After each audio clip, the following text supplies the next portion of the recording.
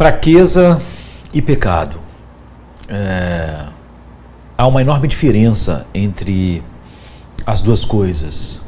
Nós devemos odiar o pecado. O pecado sempre é mau e não há nada bom no pecado. Já não podemos dizer isso sobre a fraqueza. E normalmente tendemos a racionalizar pecado e a odiar fraqueza. Então há uma diferença fundamental entre essas duas coisas. Por fraquezas, eu quero dizer aquelas partes de nós que nos impedem de fazer o que queremos fazer ou de ser quem nós queremos ser. Então, ao contrário dos pecados, as fraquezas são moralmente neutras. São características que geralmente não mudam e, na verdade, não precisam mudar à medida que a graça de Deus vai nos renovando dia a dia. Nós não somos, por exemplo, tão inteligentes quanto gostaríamos de ser. Não somos tão atléticos como gostaríamos, nem tão bonitos, nem tão talentosos musicalmente, nem tão carismáticos na frente de uma multidão, ou nossa voz não é tão bonita como nós gostaríamos, não somos tão espirituosos como gostaríamos, não somos tão produtivos, nem tão qualificados na liderança, nem tão rápidos na leitura, nem tão criativos na escrita, e podíamos continuar falando. Então, embora alguma dessas fraquezas resultem em tentativas disciplinadas de superá-las, e nós fazemos isso, muitas delas são firmes como a rocha de Gibraltar, não são firmes como uma rocha, ou como uma pedra enorme, e nós podemos empurrar, forçar e colocar nosso ombro nela e dar aquele empurrão inicial, mas com o tempo nós descobrimos que aquela pedra não vai a lugar nenhum, que essa fraqueza é o nosso destino. Então, a nossa guerra com essas fraquezas é compreensível. A mais mansa delas pode ser constrangedora. O tipo de coisa que faz rirem de você no ensino médio, ou rirem de você em qualquer situação. Já a pior delas pode agir como uma ponte desmoronada, afastando você da única estrada que você sempre quis tomar na vida. Uma ponte caída que te impede de tomar a estrada que você sempre desejou. Portanto, em vez de aprender e nos orgulhar de nossos espinhos dados por Deus, como está em 2 Coríntios 12, 9 e 10, muitos de nós gastamos nosso tempo, nossa energia e dinheiro tentando arrancar esses espinhos. Mas os cristãos não precisam lutar uma guerra que não podem vencer. Nós não precisamos lutar uma guerra que não podemos vencer. Enquanto muitos no mundo reagem à fraqueza reunindo cada vez mais tropas para a batalha, os cristãos se lembram de que algumas fraquezas não existem para serem combatidas, mas para serem bem-vindas. Terrivelmente e maravilhosamente fraco, como nós podemos ser, Deus, em sua boa criação e providência, nos envia a este mundo cheio de fraquezas, E ele diz assim: quem fez a boca do homem? Ele pergunta a Moisés. O mais manso de todos os homens chamado para liderar, mas com dificuldades de falar, não é? Com dificuldades de se expressar, enfim. E Deus falou para Moisés assim: quem fez o mudo? Ou quem fez o surdo? Ou quem fez o que vê? Ou quem fez o cego? Não sou eu, o Senhor? Em Êxodo 4, verso 11. O que é verdade para nossas bocas, ouvidos e olhos, é verdade para todo o resto. Nenhuma de nossas fraquezas escapou da observação de Deus quando Ele nos teceu, né, nos costurou no ventre de nossa mãe. Nós somos terrivelmente fracos e ainda assim maravilhosamente formados, como o Salmo 139 diz: pois possuíste os meus rins, cobriste-me no ventre da minha mãe, eu te louvarei, porque de um modo assombroso e tão maravilhoso eu fui feito. Maravilhosas são as tuas obras e a minha alma o sabe muito bem. No verso 13 e 14. Então o novo nascimento, apesar de todas as mudanças radicais que ele traz, raramente apaga as fraquezas que nós recebemos em nosso primeiro nascimento. E a comunidade redimida de Deus, de fato, é um reino de gloriosa desigualdade, onde a fraqueza de uma pessoa é complementada pela força de outra pessoa. Paulo diz: porque pela graça que me é dada, digo a cada um dentre vós que não pense de si mesmo além do que convém. Antes pense em você com moderação, conforme a medida da fé que Deus repartiu a cada um. Porque assim como em um corpo temos muitos membros e nem todos os membros têm a mesma operação, assim nós, que somos muitos, somos um só corpo em Cristo, mas individualmente somos membros uns dos outros. Romanos 12, de 3 a 5.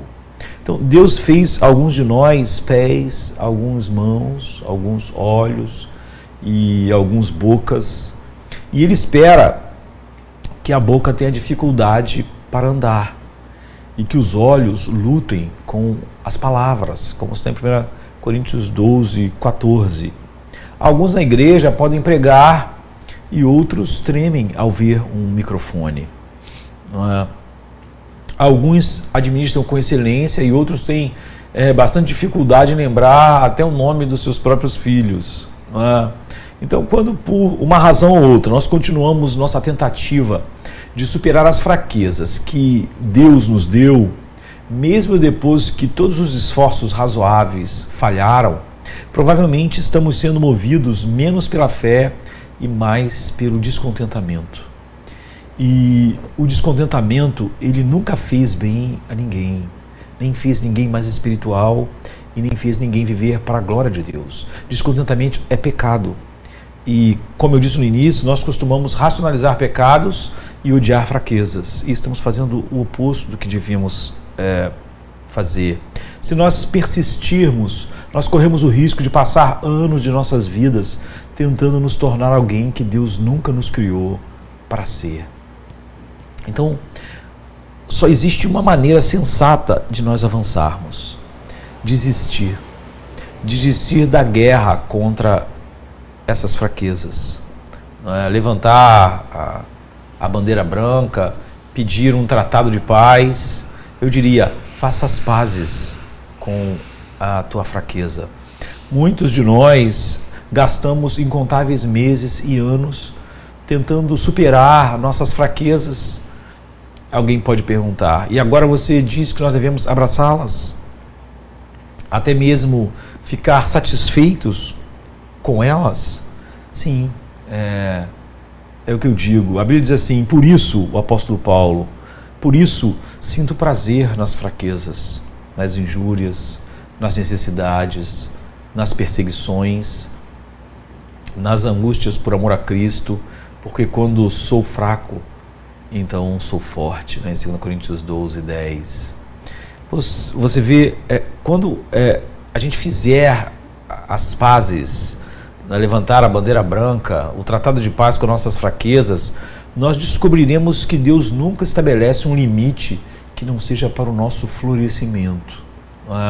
Nós vamos descobrir, como Paulo, que grande alívio vem de abandonar os falsos padrões que levantamos para nós mesmos, talvez até mesmo confundir esses padrões contra as fraquezas como se fossem de Deus para nós. Alguns de nós carregamos esses estandartes como uma pedra nas nossas costas por anos e anos. E que alívio é jogá-los ao longo do caminho. A nova mãe não precisa ser tão produtiva quanto a experiente mãe de 5 filhos. O primogênito não precisa corresponder às esperanças vocacionais que seus pais tinham para ele. O homem feito para ser diácono não precisa se tornar um pastor. A garota do colégio não precisa aspirar a parecer a rainha do baile, né? Então, que alívio quando Pedro para de tentar ser João e João para de tentar ser Pedro, e ambos ouvem de Jesus dizer para eles a mesma coisa. Jesus disse algo para Pedro que faria parte da vida de Pedro, e Pedro perguntou assim: mas e com João? Como vai ser com João? Por que não João? A Bíblia diz, e Pedro, voltando-se, viu que o seguia aquele discípulo a quem Jesus amava, e que na ceia se recostara também sobre o seu peito, e que dissera: Senhor, quem há de te trair? E vendo Pedro a este, disse a Jesus, porque Jesus tinha dito a Pedro que Pedro ia morrer como mártir.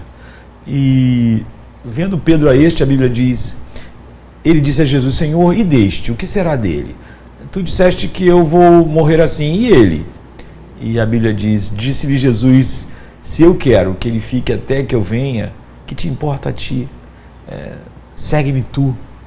Em João 21, 20 a 22.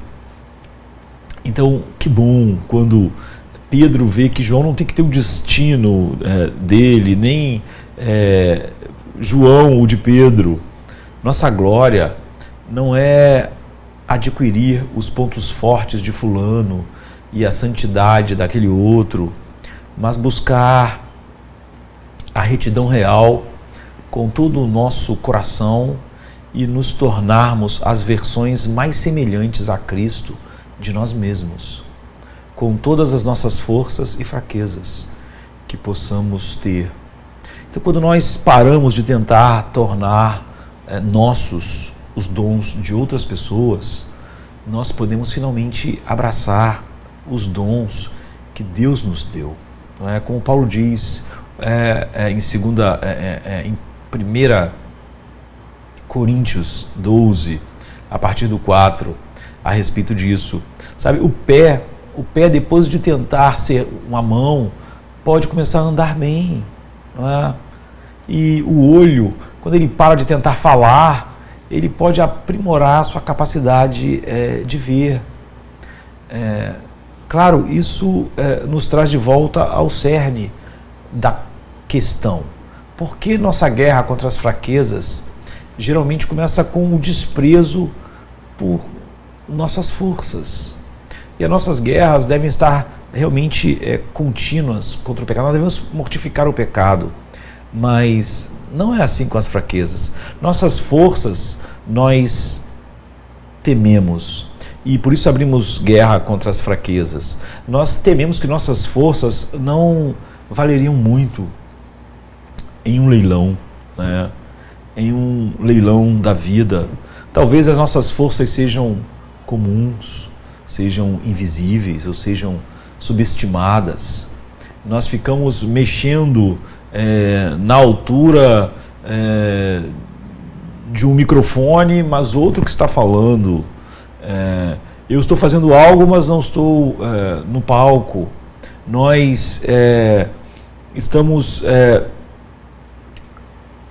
arrumando a sala, mas outra pessoa que dará a aula.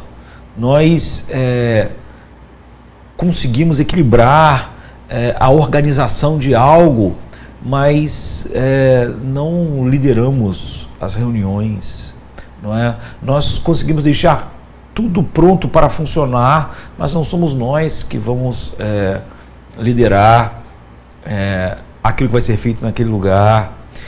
Esses são os tipos de dons que as pessoas raramente percebem até que se vão. Mas o contentamento nunca vem de ter um certo dom ou habilidade em vez de outro dom e outra habilidade. Você nunca vai ver alguém que está realmente satisfeita por ter determinado dom. O contentamento vem, ao contrário, de receber cada presente com gratidão e cumprir nossos deveres fielmente e orar o tempo todo para que Deus tome essas ofertas miseráveis que todos nós oferecemos, que Deus tome essas ofertas miseráveis do que fazemos e as transforme em algo que corresponda ao grande valor que Ele tem. O apóstolo Pedro diz para nós: cada um administre aos outros o dom como recebeu, como bons dispenseiros da multiforme graça de Deus. Se alguém falar, fale segundo as palavras de Deus. Se alguém administrar, administre segundo o poder que Deus dá, para que em tudo, Deus seja glorificado por Jesus Cristo, a quem pertence a glória e poder para todos sempre. Amém. 1 Pedro 4, 10 e 11. Então, o contentamento vem de dar o valor a Cristo, a quem pertence a glória, em nossas forças, por maiores que sejam, e em nossas fraquezas. Como o apóstolo Paulo diz em 2 Coríntios 12, e disse-me: a minha graça te basta, porque o meu poder se aperfeiçoa na fraqueza. Então Paulo responde: de boa vontade, pois me gloriarei nas minhas fraquezas, para que em mim habite o poder de Cristo. Por isso, sinto prazer nas fraquezas, nas injúrias, nas necessidades, nas perseguições, nas angústias, por amor de Cristo. Porque quando eu sou fraco, então eu sou forte. Então, nós faremos bem em adotar a postura de um poeta antigo, George Herbert, que nasceu em 1593 e morreu em 1633, não é? Mas que orou assim num dos seus poemas: ensina-me, meu Deus e Rei, em todas as coisas a te ver, e o que eu faço em qualquer situação, faça sempre por ti. Essa deve ser a nossa oração. Aqueles que podem orar tais palavras de todo o coração e então usar seus dons na força de Deus, eles vão descobrir logo que ouvirão as palavras mais doces que o ouvido humano jamais ouvirá. Muito bem, servo bom e fiel. Quer seus talentos fossem 10, fossem 5 ou apenas 1, como está em Mateus 25, 21. E eles sentirão no fundo dos seus corações que o bom prazer do seu Senhor não pode ser igualado pelos aplausos do mundo inteiro, ainda que o mundo ficasse a vida inteira aplaudindo a Ele. E Ele pode desfrutar esse bom prazer do seu Senhor para todo sempre, para toda a eternidade. Então, nós devemos fazer a paz com as nossas fraquezas e odiar, combater e mortificar os nossos pecados. Amém, queridos? Amém. Come to me, you